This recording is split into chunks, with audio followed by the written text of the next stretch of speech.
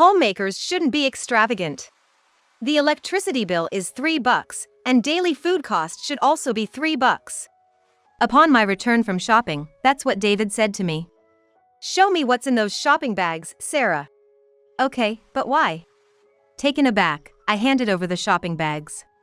David peeked inside. Don't need this. Don't need that either. Saying that, he kept moving items to a different bag. As I was wondering what he was doing, David showed me the bag he had prepared. We don't need sweets. Return them. But those are my little joys during my chores. Didn't you hear me? Furious, David thrusted the bag at me. How many times do I have to say it? Daily food cost is $3. We don't need sweets. With that, he stormed off with loud steps. Then, settling onto the couch, he started to read the newspaper. Watching that, I was at a loss for words. As I stood there holding the bag he had thrusted at me, David spoke with irritation. Return them quick. The grocery store is a 10-minute walk away. It's the peak of summer, and it's so hot outside that it feels like everything's gonna melt. I had just gotten back, drenched in sweat from shopping. And now he wants me to make that trip again. And that's just to return the sweets I bought. I couldn't move from that spot. David. Do you care about money more than me? Sure, saving is important. But aren't there more vital things in life? Enough. Holding the bag, I began walking, making a vow. I'll show you. This so-called frugality. David. Be ready. My saving skills are unparalleled. My name is Sarah Smith. I'm turning 27 this year. I've been married to my husband David for 2 years. David has always been a bit neurotic. He graduated from a prestigious university, and everyone acknowledges him as a smart person. His intellect was one of the things that attracted me. But after getting married and living together, his nitpicking nature became all too evident. Sarah, did you clean thoroughly? The windows are foggy. Yeah. David was shouting by the window. I approached with a sigh. I'm a homemaker, but there are other household chores, starting with cooking. I can't be cleaning all day. Regardless, David would inspect the entire house, pinpoint shortcomings, and blame me. What have you been doing while I was at work? What do you think? Household chores, obviously. You can't even handle household chores properly, and yet you're watching TV bossily? I sighed deeply. Everyone needs a break. Besides, I was only watching TV for a few minutes. That's when David came home and started inspecting the house. Hey, David. What's this? Now he's checking the contents of the fridge. What caught David's eye was a basket of fruit. I didn't buy it. It was a gift from our neighbor. I was thinking about eating it together after chilling it. You accept stuff like this. Why didn't you ask me if you could take it? But I was about to say that we shouldn't dismiss such a warm thoughtfulness. David began to talk before I did. It's not but. Don't accept gifts like this again. Got it? David lectured me as if he was talking to a child. I felt disheartened. I got it. David sometimes treats me like a child. One of our acquaintances even mentioned that she felt he looked down on her. I can't blame her. Even I sometimes feel the same way. Indeed, I have a high school diploma, but I'm still less educated than David. However, I never thought that made me any less of a person. But it seems David feels differently. You're a troublesome person, Sarah. You never know what mistakes you're gonna make if I'm not watching. I was taken aback by David's words. He never saw me as an equal. This realization saddened me. For someone with such a high educational background, David's earnings aren't that great. He works for a mid-tier company, and there's no sign of a promotion anytime soon. Yet, he looks down on his colleagues. It's just so frustrating. My boss is just not smart. That was David's usual complaint. I don't know David's boss. From what I've heard, he seems to be David's nemesis. I wonder what the real story is. David has a habit of exaggerating when he gets worked up. So, I can't take everything David says at face value. David mostly vents during dinner. Drinking beer, his face flushes as he complains about work. That guy, you know. Yeah. All I can do is nod. I don't even know whether the person David's talking about is his boss, a colleague, or a junior. How am I supposed to react to stories about people I don't even know their faces? Slowly, David's mood begins to sour. You're pretty cold, you know? What? After all the hardships I've been through, you just stand there laughing. It's like it doesn't concern you at all. With that, he looked at me with disappointed eyes. That was unexpected, I felt. I don't think it's none of my business. I believe David is really trying. But, he's just not getting the recognition he deserves. I understand why he's frustrated with his coworkers and job.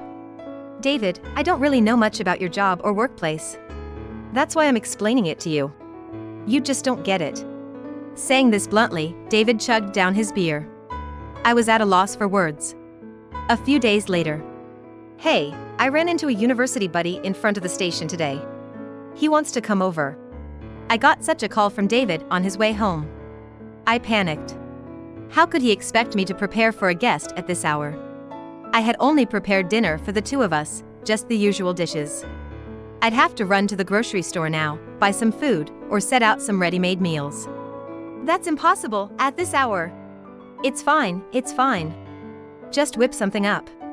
With that, David hung up. I didn't even have time to think. I quickly put on makeup and hopped on my bike. I stopped at a convenience store closer than the grocery store and bought some booze and snacks. That'll do. I'm home. Welcome back. Oh, and you too. Hello, thank you for having me. David's friend mentioned he was single. Perhaps because of that, he seemed more stylish than David. It reminded me of David when we first started dating and made me feel nostalgic. I couldn't help but smile, to which David responded with annoyance. Just because this guy's handsome doesn't mean you have to keep staring. I'm not staring. I led the two to the living room. Seeing the food on the table, David's friend exclaimed in delight. I'm starving. This is great. Sarah, come here. Contrary to his friend, David looked displeased. What's this? What do you mean? It's tonight's dinner and some snacks. They're all store-bought. Did you slack off? What do you take my friend for? That's not.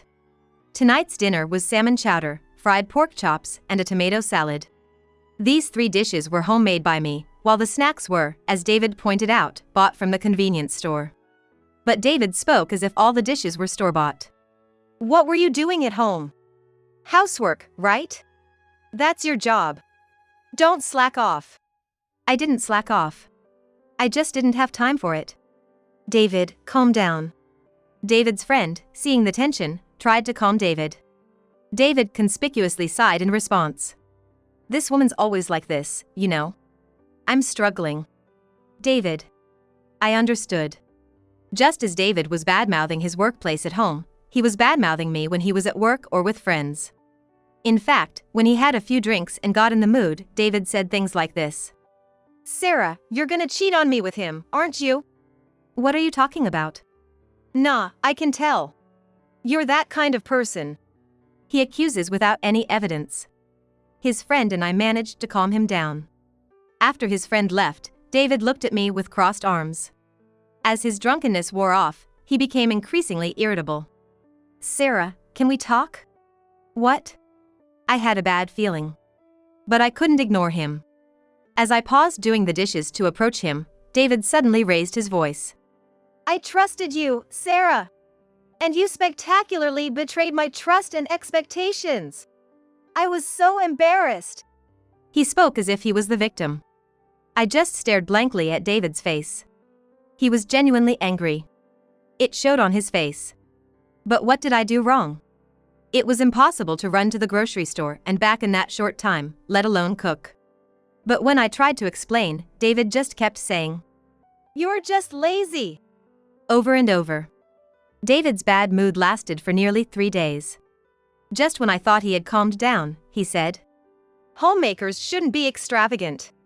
The electricity bill is $3, and daily food costs should also be $3.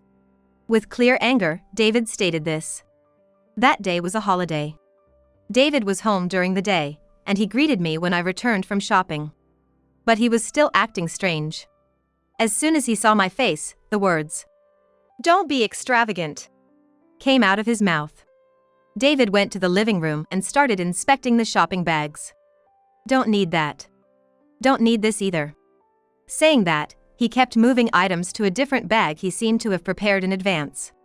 I was wondering what he was doing. Then, David thrusted this bag at me. We don't need sweets. Return them. But those are my little joys during my chores. Didn't you hear me? David was furious. I was taken aback by his tone. How many times do I have to say it? Daily food cost is $3. We don't need sweets. Return them quick, said David. I was at a loss for words. I looked outside the window. It's the peak of summer now, and it's so hot outside that it feels like everything's gonna melt. The grocery store is a 10-minute walk away. And now he wants me to make that trip again. And that's just to return the things I bought. Even now, sweat is trickling down my forehead. I wish David would drive me there, but he was just sitting on the couch, showing no intention of moving. David never considered my health. Walking around in this heat was just too much. I might pass out. I tried conveying that with my eyes, but David ignored me and continued reading his newspaper. Fine then. I picked up the bag and started walking. All right then. I'll show him. This so-called frugality. Fueled by anger, I didn't mind the heat at all. I continued walking silently, accomplished what I had to at the grocery store, and returned home. You can do it if you try, can't you? David said, looking pleased. He still hasn't realized my true feelings. David. I've reached my breaking point. I can't put up with David's paranoia any longer. I can't break up with him until I surprise him. From that day, I embodied frugality. What? What's this? David, returning from work, was taken aback. I said matter-of-factly. I sold all the electronic appliances to save on the electric bill. What the hell are you thinking? David yelled, but I ignored him. In the living room, there are just a table and 2 chairs. All the other furniture was gone. Oh, by the way, I also sold that component stereo David cherished so much. Sarah! How could you do that? Are you serious? Tell me you're joking. Dead serious. I laughed as if David was joking. After all, we're trying to save on electricity, right? So, you gotta help out too. I told you to save money. I never lived extravagantly to begin with. I didn't live extravagantly either. I held back my emotions, just maintaining a smile. I can't let myself get angry too. I told it to myself and continued. But since you said it, David, I decided to try my best. That's what you wanted, right? Yes, but still there's a limit, Sarah. Where did you sell them? We need to get them back. Forget that for now. Dinner's getting cold. We don't have a microwave anymore, so if it gets cold, you'll have to eat as it remains cold. Hearing this, David hurriedly sat at the table. I followed him with a wry smile. As David was about to sit, his expression froze. What's this? It's dinner. I cheerfully replied. Green beans stir-fry, mixed bean soup, and then... They're all beans! David exclaimed in horror. I think David was neither particularly fond of beans nor disliked them. But now, he seemed terrified by the pile of beans in front of him. You're trying to save on groceries, right? Then, we've got to make do with cheap ingredients. If you don't buy sweets. That's it. The discounted ready-to-eat meals. You don't like prepared meals, right? I said coldly, changing my tone. Besides, even the discounted items cost $2. We can't afford that. What about beer? None. I thought he'd have guessed by the fact we had no fridge, but David looked close to tears when he heard there was no beer. So, from now on, we're going to eat beans every day? If I find cheaper ingredients, I'll consider alternatives to beans. I said so and sang the prayer before the meal. Eat up quick. Green beans stir-fry's getting cold. I can't live like this. It's been 2 weeks since we started living frugally. David said, his head slumped over the table. Sarah, give me a break. I was wrong. This is just too much. Let's save money in a more reasonable way. What are you talking about? I was quite excited. Once I started, I enjoyed frugal living. Having almost no furniture makes cleaning easy. David begged desperately. If you're gonna continue this frugal lifestyle, break up with me. David, you suggested it, remember? I said, feigning surprise. David just shook his head. I'm tired from work. I just want to relax at home. It's only stressful in this environment. We do have the air conditioner on. In this heat. If there wasn't.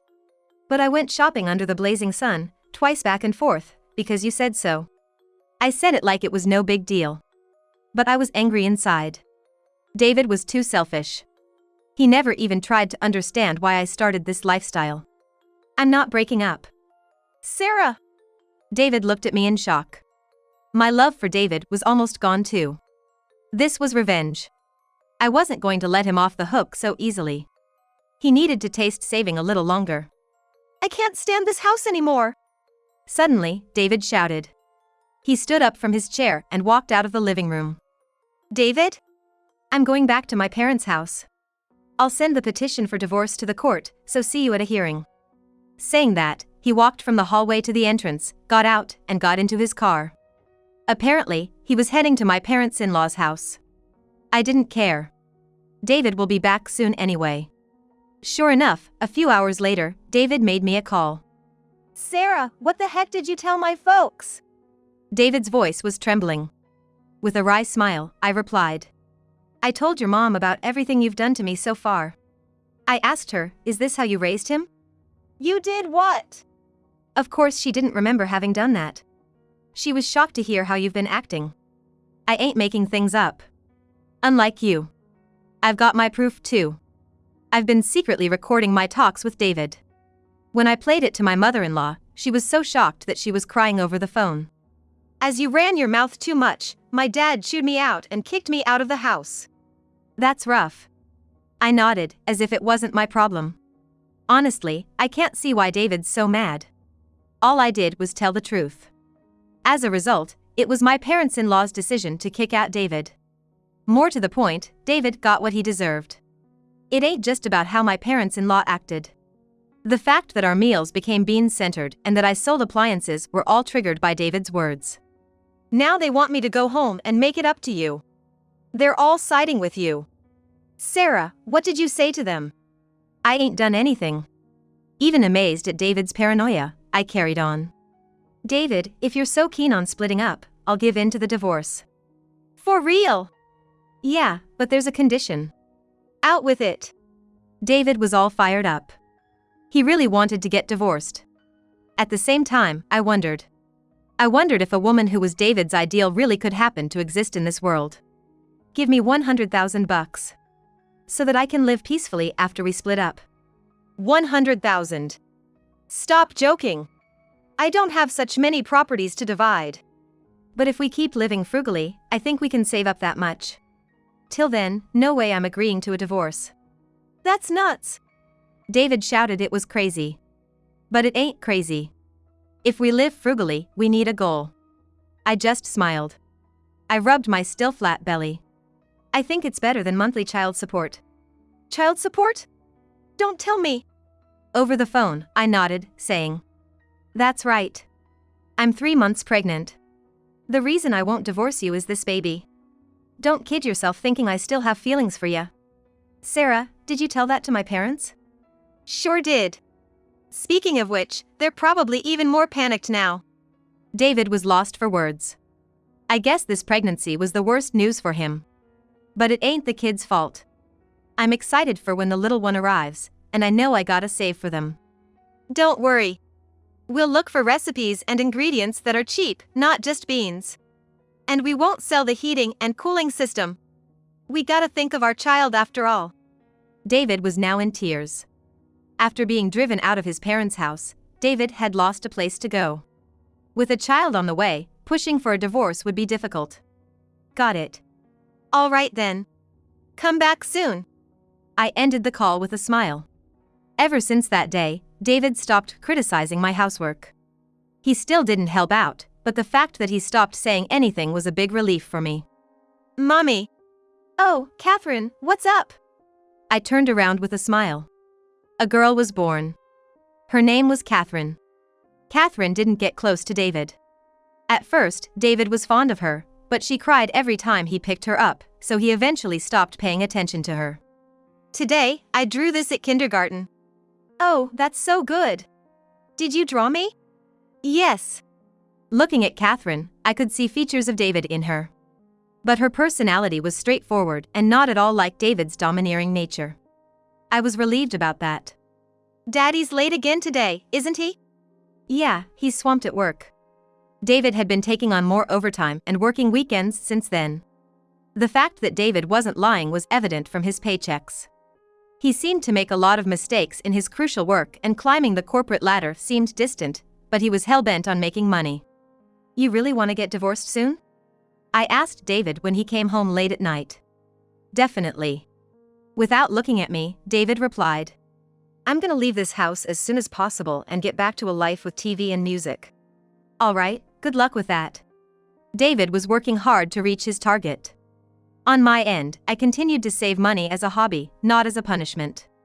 David had grown to despise saving, but it was his idea in the first place. He had to take responsibility. David worked tirelessly and even went to the extent of asking favors from friends and acquaintances. Eventually, he seemed to have gathered the promised amount. If the wife is saving, the husband's gotta work hard, right? Yeah, that's right. Looking exhausted, David left my side. I didn't know where he was headed, especially after losing the trust of Sarah's parents. Well, then. I looked around the room. Perhaps I could be called a minimalist. Living with only essential furniture seems to suit me well. Catherine had adjusted to this lifestyle too. Drawing was Catherine's hobby, and she was often praised by others for having a knack for it since she was little. In fact, her dream now was to become a cartoonist. She had just started elementary school this year, but her drawings were already better than mine. My classmates also praise my drawings. That's great to hear. If Catherine stays on track, she'll probably go to an art college someday. The money I've saved up will come in handy then. On top of that, I've been receiving child support from David for Catherine. So, I didn't intend to use it for daily expenses. Well, Mom's gonna work now. Okay.